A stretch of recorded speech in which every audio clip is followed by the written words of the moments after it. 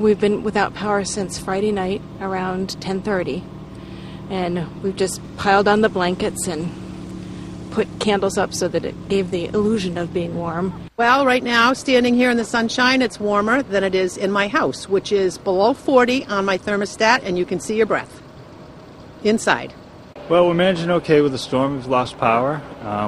We have a couple animals in the house, so we're just taking turns in the car, bundling up in the bed.